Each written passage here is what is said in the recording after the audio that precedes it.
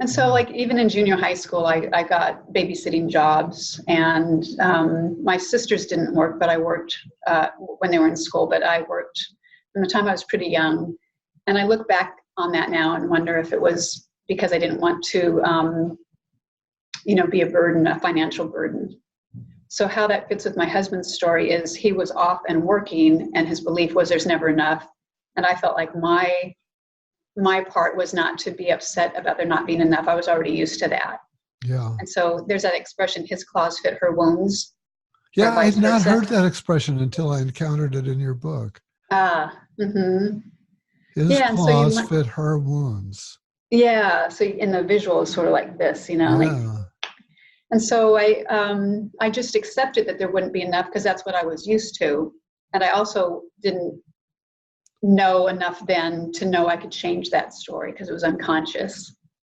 And so we went along together, never feeling like there was enough for things like vacations or to fix things in the house when they went, when things broke or needed tending to there. It always felt like things were tight.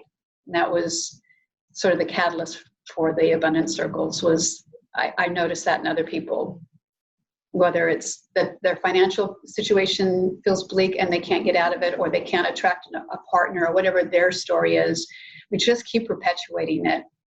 Yeah. Yeah. So you kind of skipped ahead to the abundance circles, which I was hoping to get to more towards the end. Sure. We can get to it later. Because, let's get into the whole, you became a therapist before you started doing the abundance circles, right? Mm-hmm. Yeah. So tell us about that journey. What drew you to it, how you got into it, etc. Mm-hmm. I probably got into it because of the adults in my life that I admired so much and feeling moved by them and right. And knowing that therapy can provide freedom and healing, freedom from our limiting stories and beliefs and healing from, playing smaller versions of ourselves. So I think I got into it for those reasons, like watching the adults in my life and then, got my master's in psychology and love things like family systems and attachment theory and Jung. Those are the ways I practice. I'm pretty eclectic, I think, depending on what shows up in front of me. But those are the ones that really, really move me, as well as mindfulness, which I also kind of have as part of a thread through my therapy. Yeah. Yeah. So at what point did you become aware of the abundance circles, of that approach? Right? You created your own abundance circle. Right. We should back up, I guess, and talk about The Secret. There was a book and a film called The Secret that came about in 2006, I believe.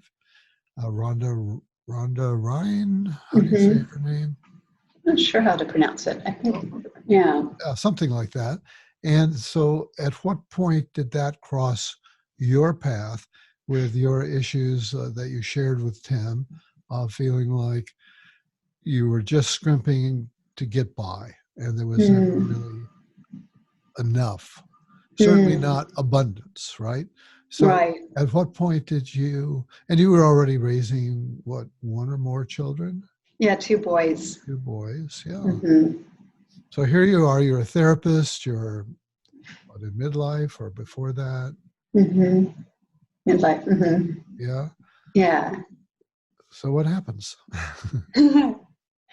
Well, I really appreciated The Secret when it came out. It was quite a few years later that the Abundance Circle tools came to me. But what I appreciated about The Secret was her kind of bringing all of these principles into one place. Some of these are very old ideas, but I liked her bringing them all in like that. And it really made me be a lot more conscious of my thoughts, and that our thoughts can produce,